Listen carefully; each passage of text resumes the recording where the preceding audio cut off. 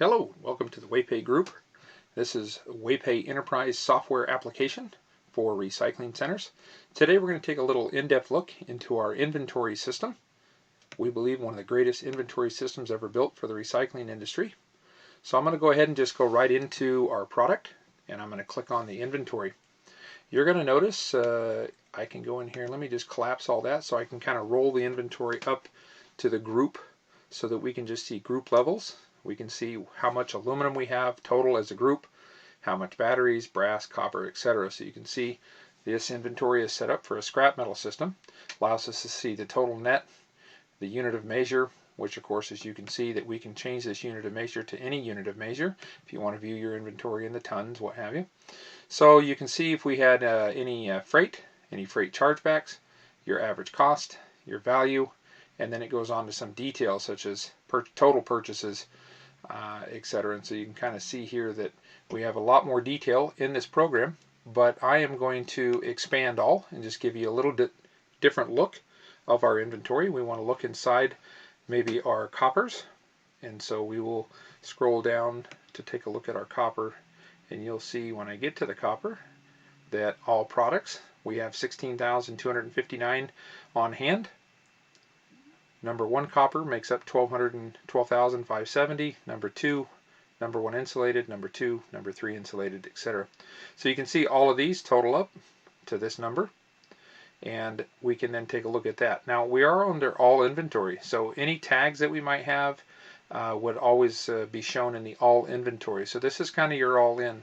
Keep in mind that our inventory and our system was designed to manage regions, sub-regions, locations within those sub-regions and regions.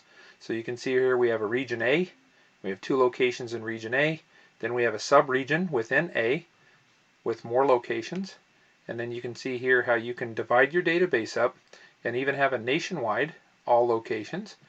And so we're looking at all location inventory across our entire enterprise.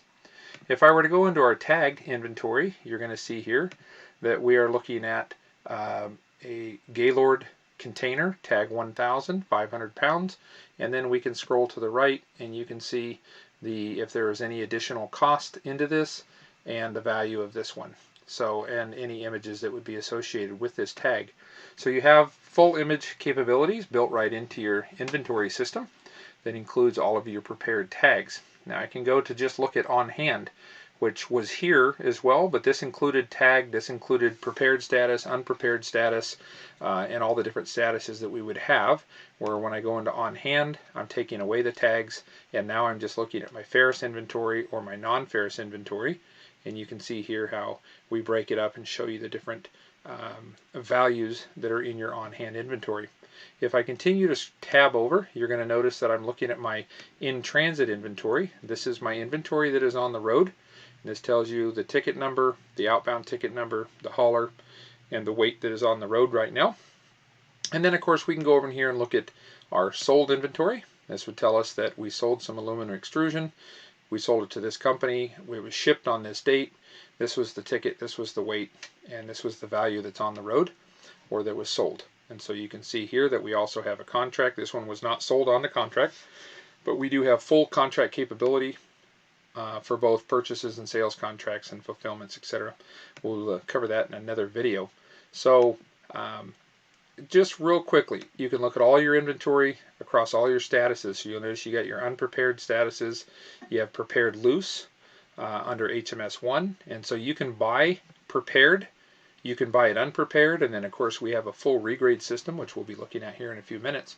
But I just kind of want to give you a purview. This is what you're looking at for your kind of your yard manager perspective of where's my inventory, what have I bought, what are my values into that inventory.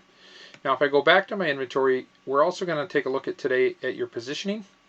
We're going to take a look at your movements. We have regrade pile to pile movements, production and blend movements, and then we have your adjustments, miscellaneous adjustments, cycle counts, and physical counts under your adjustments. So first of all, we'll start with your positioning. And positioning is where are you at in this product. So right now we pulled from this location, we pulled all groups in. I can narrow that down if I want to, and I can also choose a position of any time, day or month, or the whole year, the whole quarter, whatever you want to pull in here. You're going to notice on the left that we can take a look at these changes that happened during this date range for this product. And you can see that we're looking at our unprepared status. There was one purchase, there was one regrade, there was one adjustment, and there was one sale in this period. So we can see that by simply going to View Changes. View Changes tells us that we can see our purchases, our regrades, our production movements, any transfers, inter-yard transfers, any adjustments that were done, and of course our sales. And then you can see our ending values. So one of the nice parts about this is it gives you the ability to see the number of transactions that are involved, but it also lets us drill into the actual transaction. So I can see that we bought some inventory, and I can go into the actual ticket for that inventory. Each one of these movements are stored, so I can look at my regrade movements, my production movements, my sales, and it's really easy to drill into a product and look at the corresponding transactions of what happened, when your inventory went up, when your inventory went down, etc. I can go into historical details. This is going to stack the transactions as they happened. You can see there was an adjustment. You can see that we had a regrade. You can see that we had outbound, inventory cost, inbound. So you can see here we sold some, brought some in. So you can see the different transactions as they happened in time. So these are time date stamped on the left side. So you can see the historical details of how your inventory was populated, reduced, moved, etc. So a pretty slick system for being able to view your inventory and the different position that you are in that inventory. Now we can come back here. We can always click on the group level. Should we want to roll up all of these commodities in the aluminum, we can roll those up into the group. So now we're looking at group inventory, all my aluminums, and now I'm looking at my group averages. So you can see there's 12 transactions now that were purchases during this date range of the 1st to the 28th. And then you can see the regrades, any production movements, any transfers, any adjustments, and any sales that happened during that period. And you can see your starting value. We started this database at the beginning of the month with nothing in it. And you can see what was added at the end of the month and what my total average is at the end for all 21 transactions. Once again, we can see those 21 transactions, and we can drill into the finer details of all the different averages, and the tickets behind those averages can be drilled into it. So this inventory is designed for the company that is going to track their inventory through regrades, productions, adjustments, etc. So that's a quick look at our inventory positioning. If I do go into our movements, we can go into a regrade pile to pile, but for this video I'm going to keep it short since we all understand that this is moving a product from A to B. So I might take 100 pounds out of copper number 2 and put it into copper number 1, pretty simply. One of the advantages of our system is that we allow you to trade or move that inventory in the material average cost, or you can utilize the group average cost. So it just depends on how you like to track your inventories. But I'm just going to go to adjustments and show you here that we have the ability to look at our adjustments. And so these are the ones I spoke about. Miscellaneous adjustment. Kind of any adjustment that you want to do to both value, volume, and or cost. And then of course these are your cycle counts. If you want to just go out at any time and say, hey, let's do a cycle count on our copper or our brass or batteries.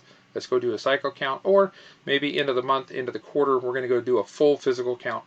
The system automatically creates a blind count system so that whoever is doing the count does not see the totals in the system.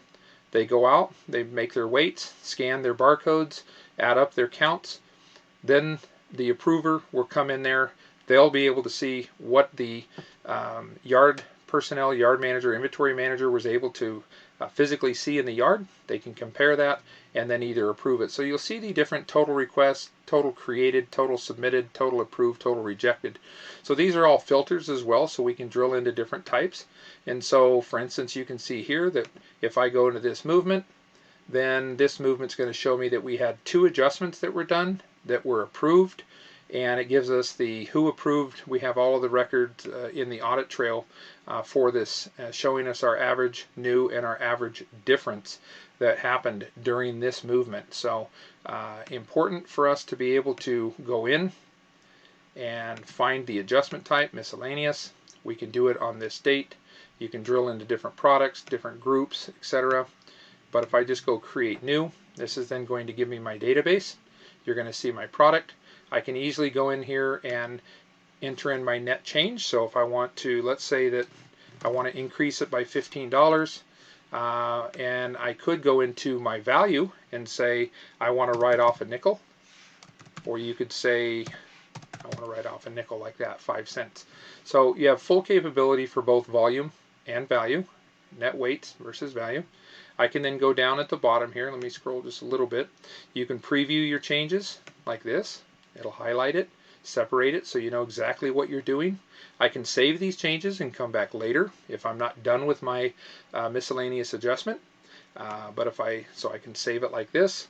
You'll notice this was my change that's in kind of in queue, so to speak.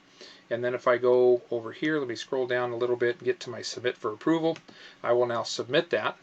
Now the individual that created the submitted this for approval cannot approve it. It needs to be another user that would log in and approve for the individual. So we do have segregation of duty and work controls. So that kind of gives you a brief overview of our inventory positioning, and inventory movements. In a later video, we'll come back and go through our pile to pile and our production blends.